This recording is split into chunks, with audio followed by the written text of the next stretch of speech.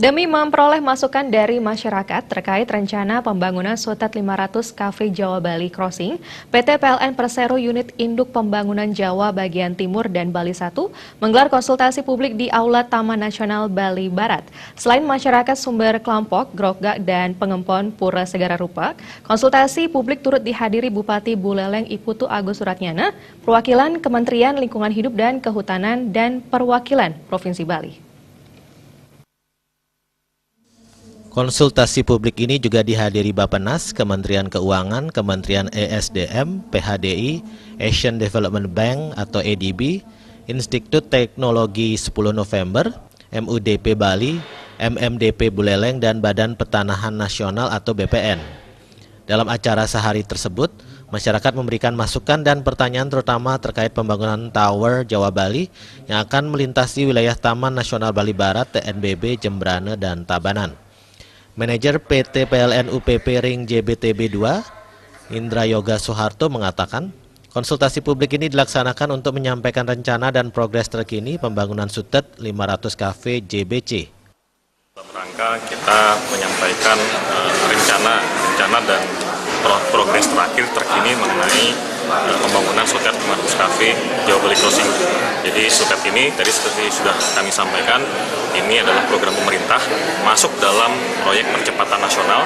Sudah ada instruksi dari Presiden, sudah ada Perpres juga dari Presiden, kemudian ada RUPTL dari Kementerian ESDM yang menegaskan bahwa ini adalah ultimate solution untuk mengatasi masalah kelistrikan. Bupati Buleleng Putu Agus Suratnyana mengatakan bila dilihat secara keseluruhan, baik ekosistem, kesucian, peraturan daerah, dan penetapan kawasan wisata Grogak, pihaknya secara tegas menolak. Namun Bupati Buleleng juga berkeinginan bagaimana menciptakan suatu cara yang baik menjaga kemandirian listrik di Bali. Saya tegas itu. Saya inginkan bagaimana cara yang lain untuk menjaga kemandirian listrik Bali. Mari kita bahas dengan baik.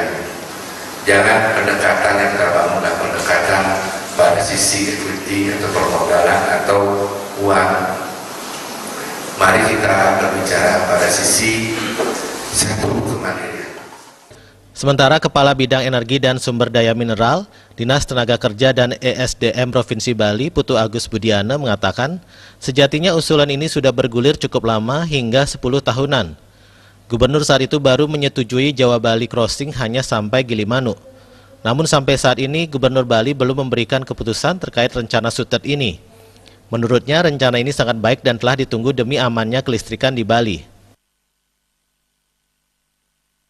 Provinsi Bali tentu ingin kebutuhan listrik di Bali terpenuhi secara berkelanjutan dengan baik, karena kita kan daerah pariwisata, industri jasa pariwisata, tergantung sekali pada listrik. Tapi dalam proses pemenuhan itu tentu banyak alternatif dan kita ingin alternatif yang dipakai itu adalah yang memenuhi hasrat orang banyak. Surya Dharma, Biro Bali Pos Jembrane melaporkan.